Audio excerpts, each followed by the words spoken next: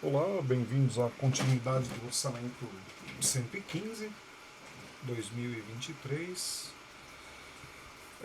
Inicialmente nós fizemos um breve descritivo aí da avaria apontada pela cliente, né? Uma falha no equipamento, desestabilizando, etc. Aquele problema todo que ela teve, a impossibilidade dela vir a São Paulo para poder fazer esse equipamento, para eu dar uma espiada nele. Ela levou num colega em Campinas que fez a verificação e identificou que o problema era BGA.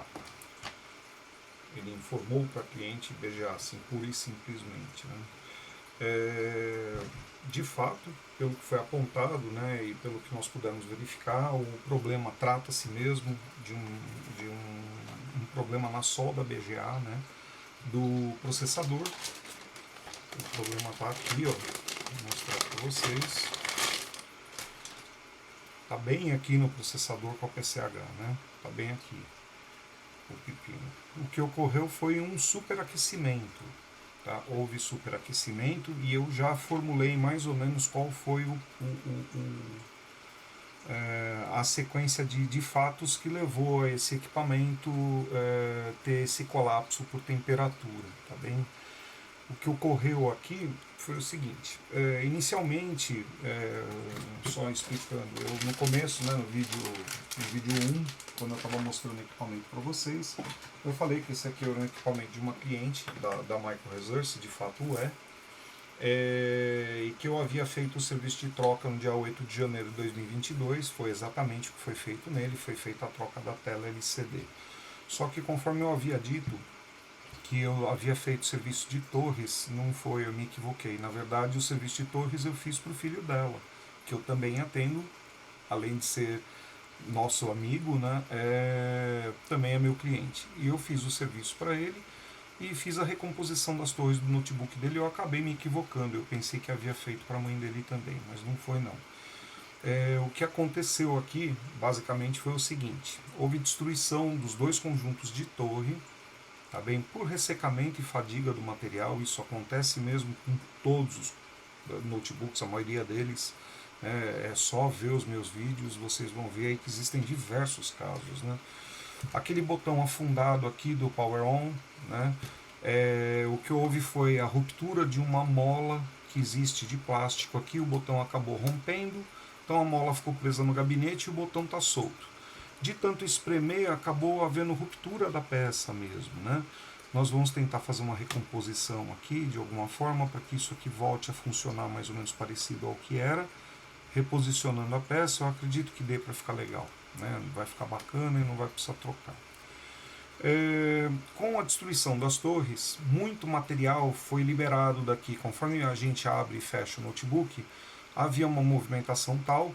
Esse notebook, muito provavelmente, ele não fica só sobre uma mesa, ele também é conduzido para locais, né? Ele deve trabalhar, né, em campo, digo, né? E durante essas movimentações, essas partículas de plástico acabaram caindo dentro do fã. Então, debaixo do fã, desse sistema trocador, eu encontrei inúmeros pedaços de plástico que com toda certeza poderiam possibilitar a trava desse sistema de fã. Esse sistema de fã trabalha com uma velocidade gigantesca, mas ele tem um torque mínimo. Então, se você colocar qualquer objeto pequenininho que forme uma cunha e que por algum movimento milagroso acabe parando debaixo dessa roda aqui, que isso aqui está montado assim, né, vai travar. Quando você liga o notebook e esse motor é solicitado o início dele, ele vai encontrar aquela resistência mecânica feita pelo pedacinho ou pelos pedacinhos de plástico. Vai Deus saber quantos haviam aqui. Eu tirei alguns, né? Tirei uns 3. E o que aconteceu? Esse motor travou. Ele ficou travado, não havendo a coluna de ar propiciada pelo fã. O sistema de heat pipe aqui não conseguiu fazer a troca de calor. Tá? Eu não sei se foi o colega que pôs essa pasta térmica aqui. Ela não é a pasta térmica que eu costumo usar, mas é uma pasta térmica muito boa. Né? Ele pôs numa quantidade pequenininha, eu não vou reclamar aqui, porque eu também sou adepto disso, de usar a quantidade correta de pasta. Né? só que aqui parece que de ficar montando e desmontando, provavelmente no laboratório dele, veio quase sem pasta alguma, tá bem? Não custava nada pôr uma pelotinha de pasta para poder montar para o cliente de novo, né? Então o que aconteceu é que se esse notebook foi ligado de novo mais algumas vezes, pode ter aumentado o dano, porque a temperatura aqui seguramente ficou muito alta. Eu senti que eu liguei, eu fiz a ativação do equipamento e nós começamos a trabalhar no sistema operacional, né, ao todo deu cerca de 6 minutos. Né? E nos 2 últimos minutos houve o equipamento colapsou e travou, começou a travar. E eu pude perceber assim que a coluna de ar que saía, né, porque num dado momento que eu mexi isso aqui deve ter destravado de novo, começou a sair coluna de ar muito quente. Né? E a lateral inteira, a parte de baixo do notebook toda ficou quente. Então, com toda certeza, o sistema de arrefecimento não trabalhou conforme deveria ter trabalhado, pode ter tido algum travamento por componente plástico que veio da torre, tá bem? Então, essa é a hipótese mais plausível aí para esse equipamento ter apresentado o problema. Foi muito provavelmente overheating, né? Ele esquentou demais e o processador acabou nesse aquecimento todo fragilizando alguns dos milhares de pontos que tem aqui debaixo dessa peça, né? Não chegam a ser milhares, mas são centenas, né? E são esferazinhas minúsculas de solda que são aplicadas aqui por baixo, fazendo o contato com a placa, que também tem pontinhos minúsculos como esses daqui, né? E o processo de soldagem consiste em você aplicar calor aqui, por baixo e por cima, né? E esse calor faz com que essa esfera de solda derreta ali embaixo e contate exatamente o ponto do processador com o ponto condizente na placa-mãe. Né? A este processo dá-se o nome de BGA. Tá? E o que ocorre? Essa solda que é utilizada hoje em dia nesses equipamentos é uma solda que a gente chama solda lead-free. Né? O que é essa solda lead-free? É uma solda que não tem chumbo, está na composição dela. A composição química dela é feita com uma outra sopa de metais lá, sem chumbo. Por quê? Porque chumbo é tóxico. Né? Então, hoje em dia existem compliances aí de produção que você tem dentro da cadeia da indústria normas de produção onde você é obrigado a reduzir poluentes. Tá? Isso aqui um dia vai virar uma sucata enfiada lá num ferro velho do Zé tomando chuva. E a hora que acontecer isso, essa chuva, quando passar por aqui, vai gerar água que vai para um lençol freático e essa água não pode estar contaminada com chumbo. Tá? Então, com isso, a indústria de eletrônica mudou a forma com a qual eles faziam a soldagem das placas, reduzindo, né? Graças a Deus teve gente de bom senso com isso, reduzindo o chumbo. Só que essa solda sem o chumbo ela fica dura demais. Né? Além dela ter um ponto de fusão mais alto que a solda feita com chumbo e estanho, ou com outro derivado de metal junto de chumbo, né? Ela também fica mecanicamente mais suscetível à ruptura da soldagem se essa não for bem feita. Ocorre que no local onde se faz soldagem desse tipo de placa aqui, muito provavelmente, não vou falar, está falando que é um produto do Brasil, que é produzido no Brasil, eu vou acreditar que é nosso, tá? Mas eu não me assustaria se eu visse um made in China aqui embaixo, tá? Mas vamos acreditar que seja produto do Brasil.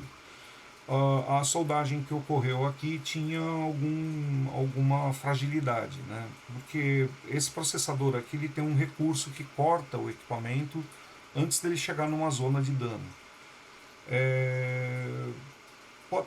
Eu acho difícil ter havido falha nos dois sistemas, né? No sistema anti-overheating do processador e na solda ao mesmo tempo. Mas isso é possível, tá? Pode ter havido. Bom, de uma forma ou de outra, houve um aquecimento muito grande aqui. A solda que estava debaixo desse processador foi fragilizada, muito provavelmente trincou. E hoje ela funciona assim: conforme o equipamento está frio, ela está contatando lá e está fazendo funcionar. A partir do momento que subiu a temperatura da pastilha, e isso aqui chega na temperatura de trabalho, há uma dilatação de corpos aqui, e ele deixa de apresentar estabilidade no funcionamento, passa a travar, passa a dar problema, como nós vimos ali, que acabou até corrompendo o sistema operacional. Né? Bom, São dois caminhos aqui que a gente pode executar para fazer a correção desse tipo de problema.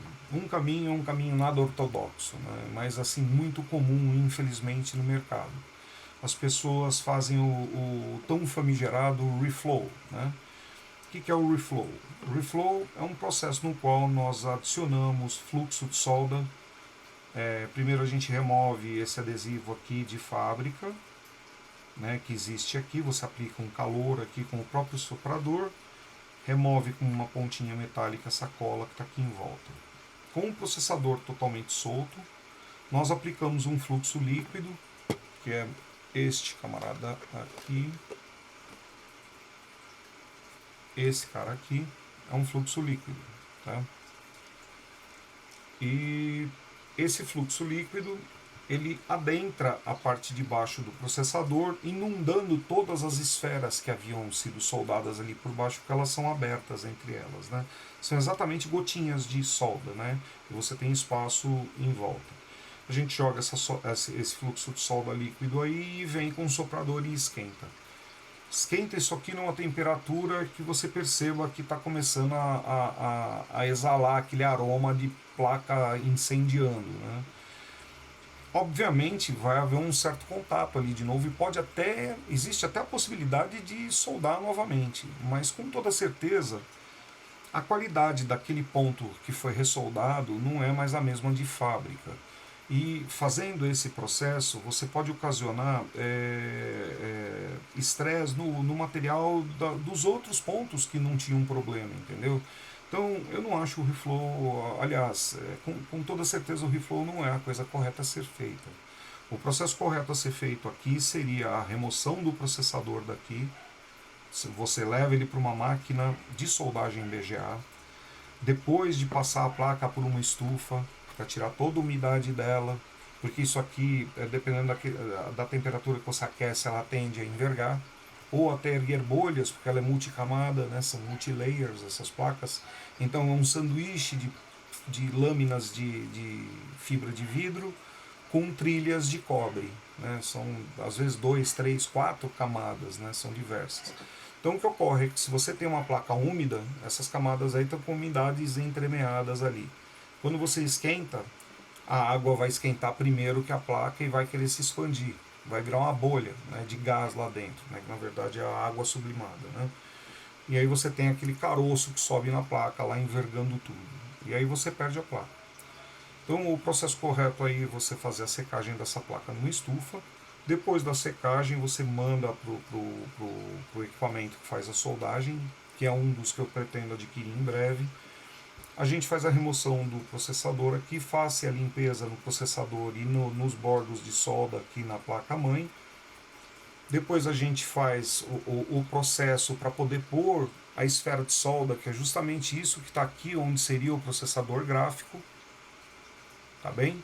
Só que nesse caso aqui a gente usa uma poeirinha de solda com uma tela, né? Posta uma tela aqui na placa, você passa fluxo de solda em pasta e joga a poeirinha lá usando uma ferramenta que é para você fazer a colocação dessas esferas, que é justamente este cara aqui, ó. Aqui, ó. Tem até um processador aqui, ó. Esse aqui é um i7, ele tá aqui, tá posto nessa mesa aqui, né? Eu vou soltar ele um minutinho para vocês poderem ver. Aqui é justamente o macho e a fêmea, onde você coloca a tela, né, para fazer a...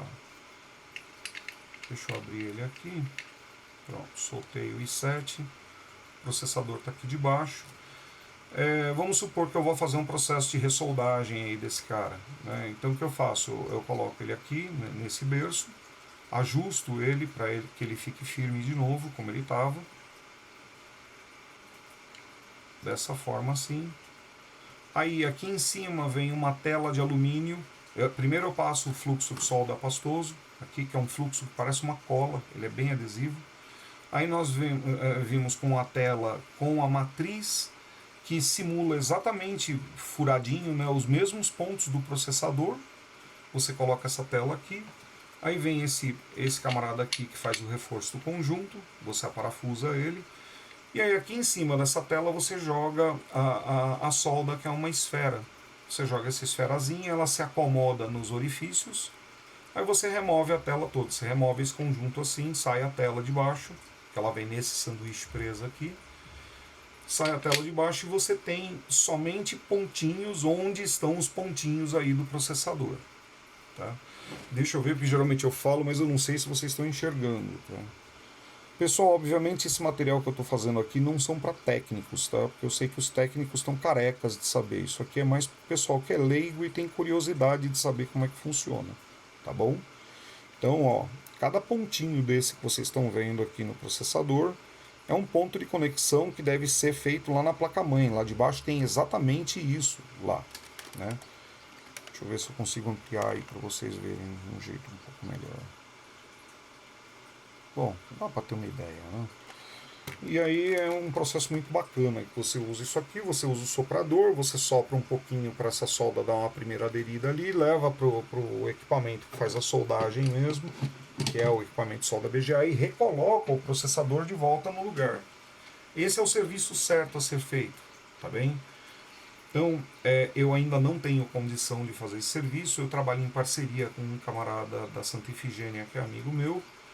Eu vou conversar com ele com respeito a esse assunto aqui. Tá? Eu até poderia tentar fazer um reflow aqui. Ah, vai funcionar? Vai funcionar. Fica legal? Fica bacana. Só Deus sabe por quanto tempo. Né? Ele vai apresentar o problema de novo. O reflow não é a forma correta de resolver esse assunto. Você pode usar a técnica do reflow para ter certeza se o problema é no processador mesmo. Como essa placa aqui, a única peça que tem crítica é o processador, só pode ser ele, tá ok? Então não tem aqui onde procurar pelo em ovo, né?